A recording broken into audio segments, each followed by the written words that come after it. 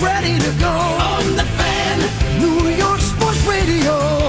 Mike's on, Mike's on. He'll get you the sports any way that he can. It's Mike Francesa on the Fan. Sports Radio 66 and 101.9 FM, WFAN. Coming to you live from the Hard Rock on this Wednesday, the 18th of October, as we get ready at Yankee Stadium for a game number 5. As all the drama of a game 5, big pitchers. Keuchel against Tanaka with the series 2-2 after the Yankees' tremendous comeback yesterday. You know, we talked, and I was very confident the Yankees would win yesterday, but the game obviously was a little different than I thought. I never thought McCullers would have that kind of start. He had a brilliant start and was probably taken out of the game too early. Despite his frailty and his injuries, he was dealing, even after the Judge homer, he was dealing 81 pitches, one pitch that he had a problem with the whole game, 2 hits. But we talked about it this entire series. The Yankees match up brilliantly against this Houston pen. This Houston pen is just not that good, and it's been a big problem, and it's going to get to be a bigger one because there's not much they can do.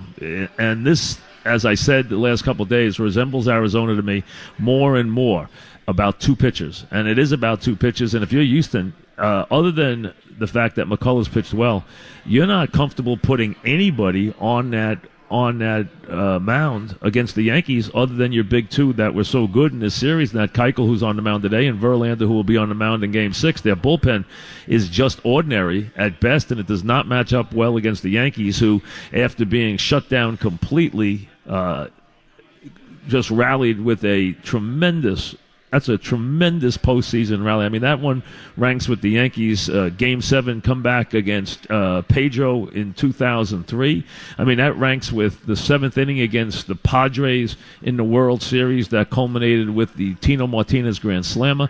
I mean, this was a legitimate, terrific, when you come back from 4-0 late in a playoff game, in a big postseason game, that is a dramatic comeback, and that one ranks with some of the good ones we've seen in the last 20 years of Yankee baseball. Really, it was that good. Started by Judge, who definitely lit up the stadium with that home run, and that was the first time in the postseason you've seen Judge look like he looked in the regular season, and he had a very good game. And we talked about it yesterday, and this has been an underlying theme with the fans. They have been so impatient and wanting to move Judge and move Sanchez and just leave these guys alone and let them be who they are, and just let them go through the good days, the bad days, the trials, the tribulations, learn as they go through this postseason. And yesterday, you know, Judge has a walk, he has a double, he's got a home run. I mean, that's all you can ask for. You get the big hit from Sanchez, who got the sac fly and hit the ball the other way, got the big double, and, you know, the biggest hit of all to me was the Headley hit, and the fact that he escaped on the base paths. That was the biggest play of the game. I mean, right there. But I actually thought, I really did. I thought Hinch did a bad job from this standpoint. I'll tell you what I was thinking, and obviously it didn't work out for Hinch. Number one, I thought it was a quick hook. Now, he knows McCullers better than me, so I can't argue that with him. He might know that McCullers doesn't have more than 80 pitches in him, but boy, he still looks strong to the eye. He looked really strong to the eye. I would have gone a little more considering how much contempt I have for this bullpen. Number two, I thought he really blew it, that when the Yankees went to Headley, which made sense there to get Romine out, you know, you're going to lose your DH for an inning. It's not that big a deal, especially when you're down a couple of runs. He goes to Headley. I would have gone to Liriano. I would have turned Headley around. And from there, I have 2 lefties and the next 3 hitters. I got Gaudy left-handed. I got Didi left-handed. I would have gone to Liriano there. I was surprised he didn't. He hasn't gone to Liriano. I mean, I thought for sure I'd want to go to those lefties there because Gaudy's at bat was a big one. He not only got the run home, he moved the other runner over, which was enormous in that inning. And then, of course, Didi, you know, with what he had done. So from that standpoint, you know, I thought it was a big problem, a really big problem. And, again, just a tremendous job by the Yankees. This bullpen, there's nowhere right now in this series where Hinch can go for his bullpen and feel comfortable. Nowhere. It's just, you know what? The Yankees have done a great job against it.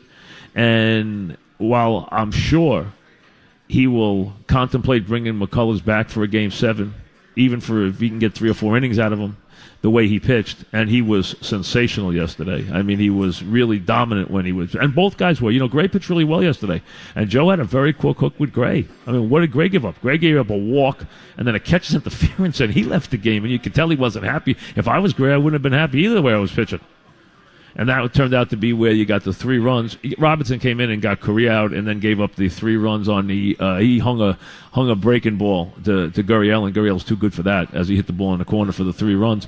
And after the Castro mess up, it looked like 4 runs. It looked like it was going to be enough. But I thought the Yanks would have a rally on them. I don't know if they'd win then at that point because it was a long way back. But I thought they'd hit this pen, and I said, I don't think they're getting 9 outs out of this pen, and they didn't. And I just think the pen is a big problem. And 2 things. 1, the pen, and 2, Houston's not hitting. I mean, they have not hit. Yesterday, Gurriel clears the bases.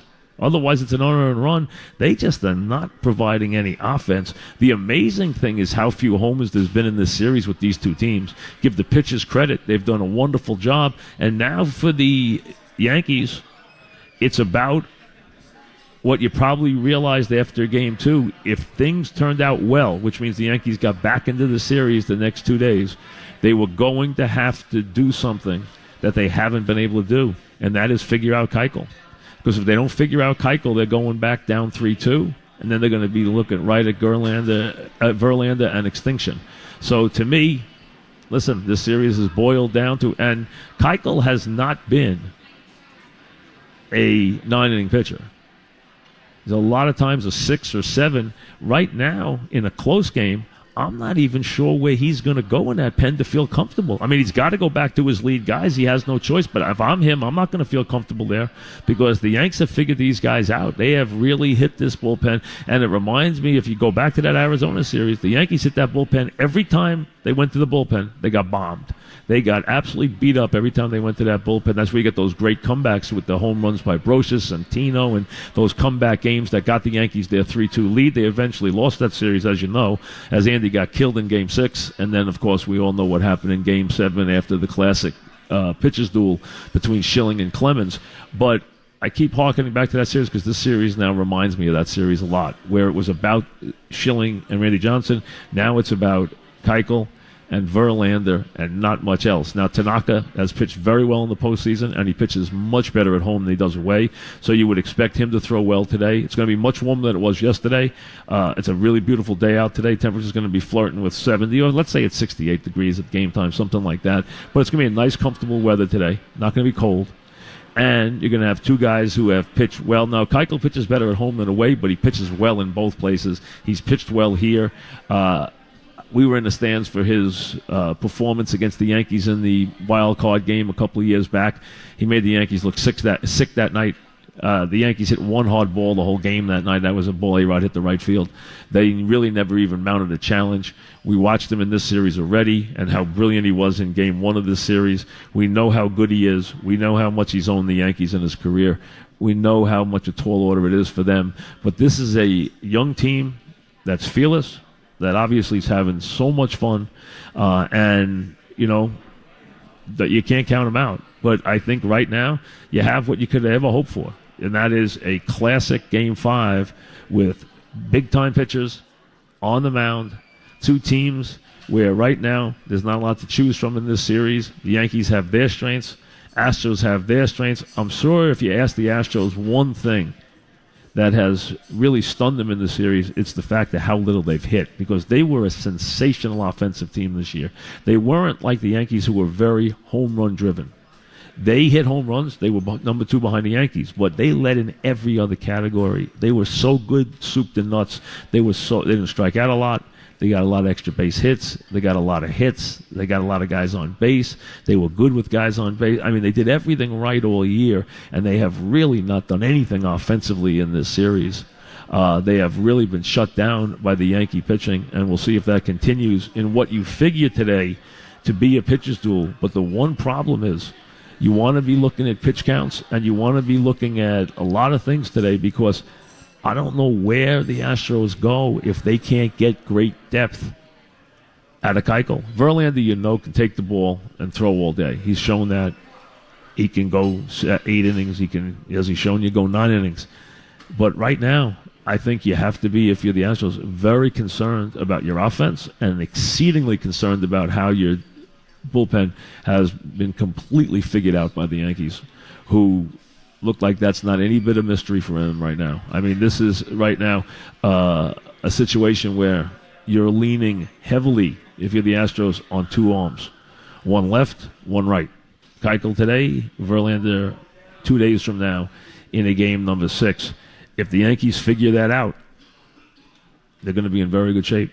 And they have pitchers who have done very well. All the pitchers the Yankees are going to pitch the rest of the way have done well in this series. As a matter of fact, the Yankee starters have all done, well in this series. They really have. They've all pitched very, very well. This team, Astro team, has not scored a lot of runs. And, yesterday, even the 4 runs weren't all earned. Really, it was that inning. There wasn't much offense in that inning before the Gurriel double into the corner. You're talking more walks than anything else. You had a walk. You had a catcher's interference with Romine. And then you had, of course, another walk. And then you had Gurriel get after 1 out, Gurriel get the double into the corner, which played the 3 runs. The Castro error produced the 4th run. Not much offense from them right now. So you couldn't be set up any better. I mean, this is all you could have hoped for. For the second straight series, the Yankees have dug themselves a deep hole and responded.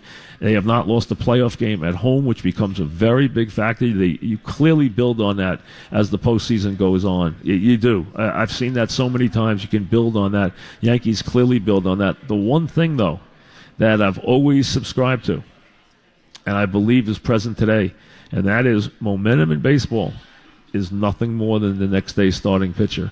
The Yankees have all the momentum in the world in this series. They haven't lost at home. Yesterday they come from 4 runs down with a brilliant comeback. But you know what?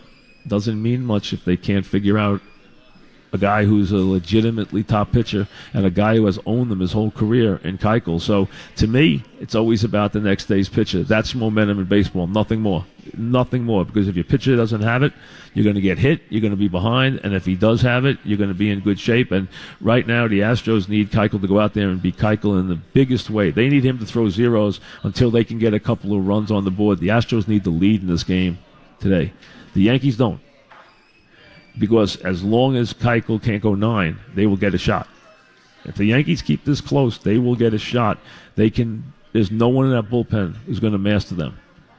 The key is how many innings does Keuchel pitch in this game? I think with Tanaka, it's just go as hard as you can for as long as you can. If he goes 6, if he goes 7, the Yankee pen is deep enough and efficient enough to get the job done. I'm not sure I'm not sure if the Astros turn it over to this bullpen with a 2-1 lead in the 8th, I don't know if they can get it home. Not what I've seen so far. They are extremely vulnerable in that bullpen, and that changes the series dramatically.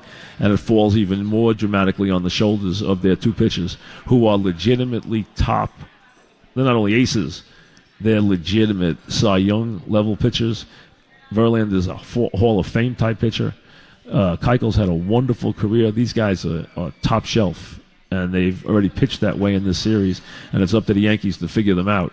But, again, how many pitches he's thrown and how deep he goes into this game is a big factor, because that pen has been that vulnerable so far for the Astros. So the Yankees are sitting in a good position from that standpoint, and falls heavily on their starting pitcher for the Astros. Now, we have 1 set of tickets to give away. I'm going to give them away early because I want to give you a chance to get here and get here for the game, which is a 5:08 start. We'll go to the pregame at 4:25 this afternoon. You'll hear from Joe, and you'll hear from Hinch. Joe at 1:30, Hinch a little after 2. We'll get some other people stopping by. We got a couple other things to get to, but it's going to be mostly Yankees and baseball as we set up what will be a pivotal, as Game 5s often are, pivotal Game 5 in this series that is now turning into a very much a classic ALCS. While the Dodgers are rolling, and the Dodgers are rolling reminiscent of the 84 Tigers. The Dodgers had a time this year over about 50-something games where they looked like as good a team as we've seen in 20 years. And they almost looked like the 84 Tigers, who were probably still, even more so than the 98 Yankees, even more so than a couple other teams like a note. I think that 84 Tiger team was the most dominant team I saw. And they were dominant in the postseason, really dominant. And I think the Dodgers this year look like they might turn into that kind of team. And right now in the postseason, they've recaptured that because they haven't lost a game yet. In the postseason, they're 1 game away from the World Series on 7 games, which is as short a way as you can get there. The Yankees and Astros meet in Game 5 of the ALCS today at 5 o'clock. Right now, we've got tickets for you. Let's say the 7th caller